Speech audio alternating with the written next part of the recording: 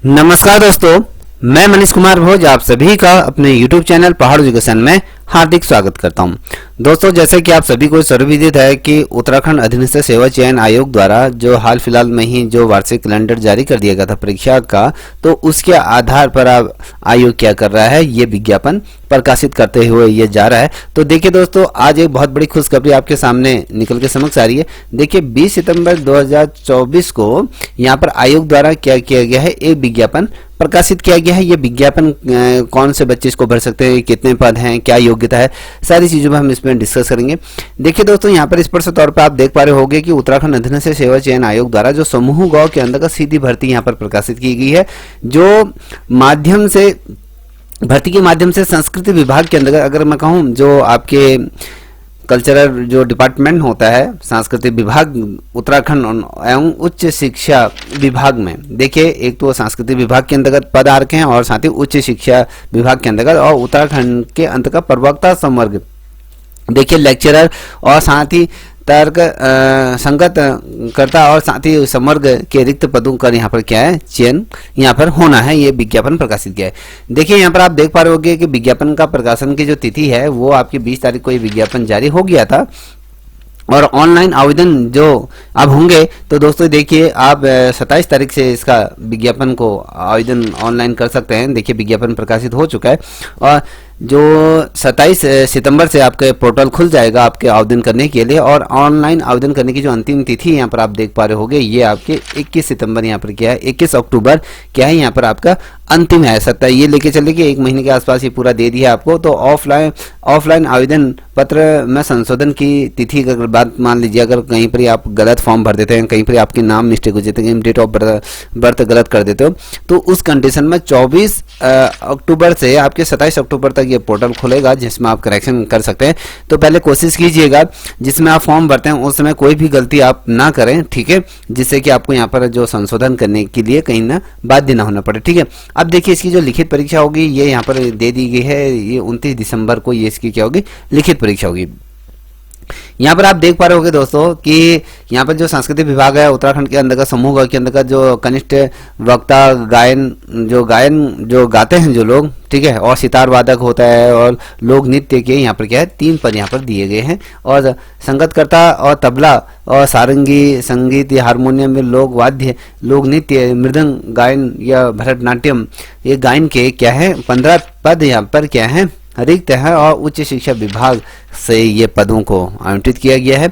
और उत्तराखंड के अंतर्गत अगर देखें तो तबला वादक के यहाँ पर क्या है 6 रिक्त पदों के लिए यहाँ पर आवेदन किया गया है, और जो कुल पदों की जो संख्या निकली है वो आपके 24 रिक्त पदों पर यहाँ पर सीधी भर्ती हेतु किया गया था, आवेदन आमंत्रित किया गया।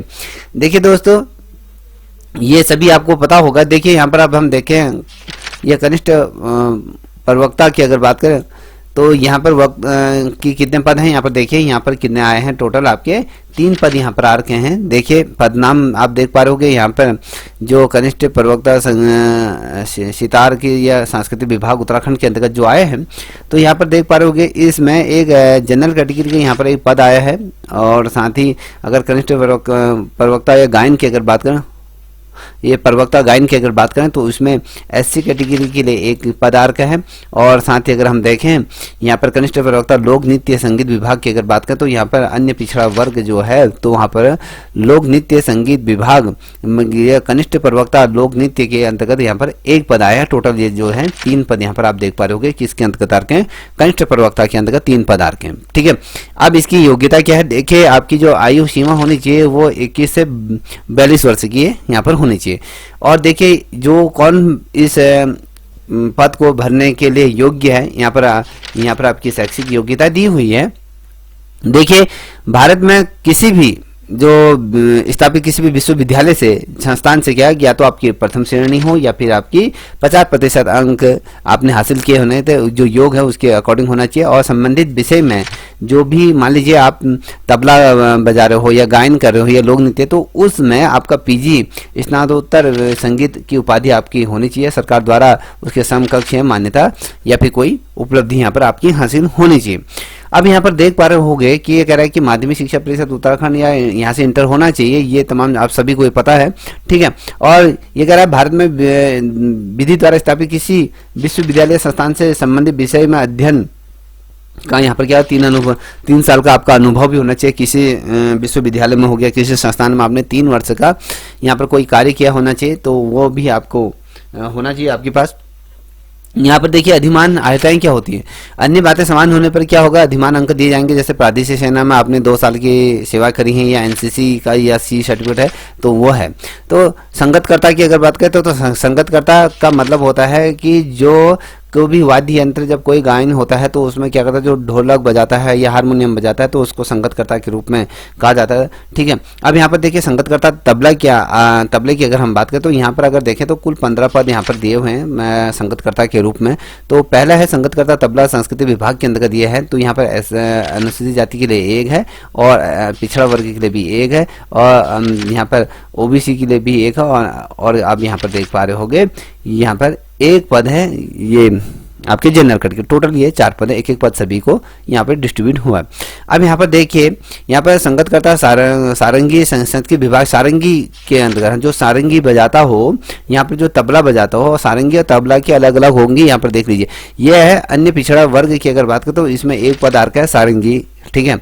अब यहाँ पर देख पा रहे होंगे कि यहाँ पर संगतकर्ता सारंगी या हारमोनियम किसी को आता है तो एससी कैटेगरी 1 पद यहाँ पर दिया हुआ है और यहाँ पर संगत करता है लोग वाद्य यंत्र का अगर कोई बजाता है तो उसको भी एससी कैटेगरी के 1 और जनरल कैटेगरी के लिए 1, यहाँ पर टोटल 2 पद है। तो संगत करता है लोक नृत्य की अगर बात करें तो यहाँ पर अन्य पिछड़ा वर्ग दिया है और यहाँ पर जनरल कैटेगरी यहाँ पर दी हुई है 1 पद। टोटल आपके जो 2 पद यहाँ पर आपको देखने को मिलने किसमें, लोक नृत्य में। अब वहीं मृदंग या कहें फिर आपके जो संस्कृत विभाग में है तो एक अन्य पिछड़ा वर्ग और एक आर्थिक कमजोर वर्ग के अंतर्गत ये है, ठीक है। टोटल 2 पद है। और यहाँ पर भरतनाट्यम संस्कृति विभाग की अगर बात करें तो गायन या भरतनाट्यम की अगर बात करें तो अनारक्षित पद है यहाँ पर, एक जनरल कैटेगरी का और एक एससी कैटेगरी का। तो यहाँ पर आप देख पा रहे होंगे तो यहाँ पर संगत करता है गायन की अगर बात करें तो यहाँ पर जनरल कैटेगरी 1 पद दिया है। टोटल जो पदों का क्रम मैंने कहा है कि यहाँ पर 15 आपको देखने को मिल जाते हैं। ये भी इसकी क्या है, ये वेतनमान देख लीजिए, ये आपके 25,000 से आपके लेके 80,000 के आसपास ये लेवल आपका क्या है 4 का ये लेवल आपका है। अब यहाँ पर आयु सीमा की अगर बात करें तो 21 से 42 वर्ष का ये दिया हुआ है, ठीक है। अब यहाँ पर देख पा रहे होंगे कि ये अंशदान में है। अब योग्यता क्या है, किसी विश्वविद्यालय से स्थापित एक विषय के रूप में या कहें संगीत में प्रथम श्रेणी या 50 अंकों के साथ स्नातक की उपाधि यहाँ पर धारण की होनी चाहिए। और यहाँ पर माध्यमिक शिक्षा परिषद और उत्तराखंड हाई स्कूल ये किया जाना चाहिए। और ये तमाम बातें जैसे पूर्व में था वही है। अब यहाँ पर आप देख पा रहे हो कि तबला वादक की अगर हम बात करें तो तबला वादक में आपके 6 पद यहाँ पर दिए हुए हैं। तो तबला वादक के अंतर्गत अगर देखें 2 पद आपके एससी कैटेगरी के हैं, 1 पद आपके पिछड़ा वर्ग के अंतर्गत है, 1 आर्थिक वर्ग के अंतर्गत है, 2 आपका क्या है जनरल कैटेगरी में। टोटल 6 पद यहाँ पर दिए हैं। तो इसमें भी क्या है आपकी जो योग्यता होनी चाहिए 18 से 42 वर्ष आपकी होनी चाहिए।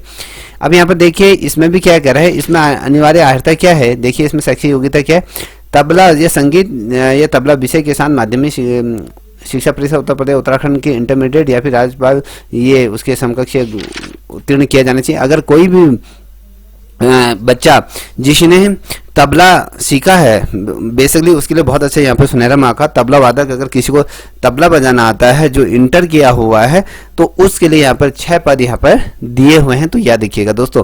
तो आज के डेट में अगर आप लोग कोई इंस्ट्रूमेंट बजाना सीखते हो तो आप लोगों के लिए बहुत अच्छा है। यहाँ पर कह रहा है कि संगीत तबला विषय में स्नातकोत्तर की उपाधि भी यहाँ पर अधिमान अगर किसी के पास है तो वो आपकी ये होगी, ठीक है। अब यहाँ पर 100 अंकों की यहाँ पर वस्तुनिष्ठ परीक्षा होगी, 2 घंटे की होगी और ये एक प्रतियोगिता परीक्षा होगी। तो इसमें अलग अलग चीज़ है। यहाँ पर अगर कहें 45 अंक आपके क्वालिफाई यहाँ पर होने चाहिए और एससी कैटेगरी ओबीसी ये जो भी हैं इनको 35% यहाँ पर अंक लाने।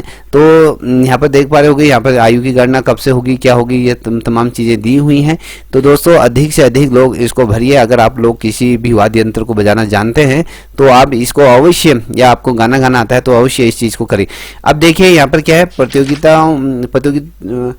प्रतियोगिता का नाम अगर बात करें, प्रतियोगिता का स्तर और आरक्षण की अगर बात करें तो यहाँ पर देख पा रहे हो ओलंपिक खेल में कोई ने पदक पाया तो उसको 10 लेवल 10 उसको निम्नलिखित के लेवल में यहाँ पर नौकरी दी जाएगी। और विश्व कप या विश्व चैंपियन या एशियन गेम पदक विजेता है उसको जो 8 का लेवल है उसको वो दिया जाएगा। कॉमनवेल्थ गेम में किसने खेला है तो उसको यहाँ पर क्या दिया जाएगा, 7 वो दिया जाएगा लेवल की नौकरी। यहाँ पर कॉमनवेल्थ या चैंपियनशिप ये है तो ये भी आप लोग जो चैंपियनशिप होती हैं या खेल आयोजन होते हैं तो उसमें प्रतिभाग किया तो सरकार आपको यहाँ पर क्या नौकरी यहाँ पर प्रदत्त करती है। ठीक है, अब यहाँ पर देखेंगे कि आप लोगों की यहाँ पर जो शुल्क की बात करते हैं तो शुल्क कितना दिया गया है। देखिए यहाँ पर ओबीसी के लिए 300 और जनरल कैटेगरी जो अनरिजर्व हैं तो उनके लिए 300 और एससी हो गया, एसटी हो गया और ईडब्ल्यूएस के लिए 150 और आपके यहाँ पर आप देखिए जो दिव्यांग हैं वो आपके 150 और साथ ही जो अनाथ हैं उनको कोई भी शुल्क यहाँ पर देना नहीं है।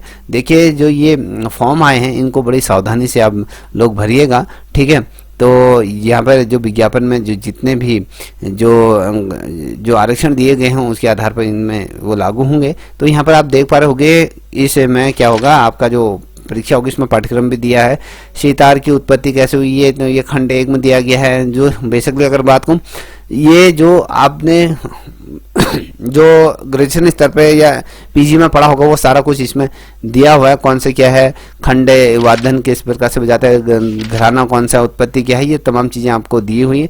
आई होप, मुझे लगता है कि आप इसको बेहतरीन तरीके से इसको फॉर्म को फिलअप करोगे और साथ ही जो इसका ये पाठ्यक्रम दिया है इस पाठ्यक्रम के आधार पर आप लोग अपना अध्ययन प्रारंभ कर लीजिएगा और अपने प्रैक्टिस पे लग जाइए। तो और साथ ही जितने भी अभी प्रतियोगिता परीक्षाओं के अभी और भी ढेर सारे विज्ञापन यहाँ पर जारी होने वाले हैं। आई होप आप लोग इस चीज़ को समझ गए होंगे। तो अगर आपको ये वीडियो मेरे द्वारा बताई गई जो जानकारी अच्छी लगी होगी तो प्लीज़ चैनल को भी सब्सक्राइब कीजिए और साथ ही अपने दोस्तों को साझा करें। तब तक इतना ही। जय हिंद, जय भारत, जय उत्तराखंड।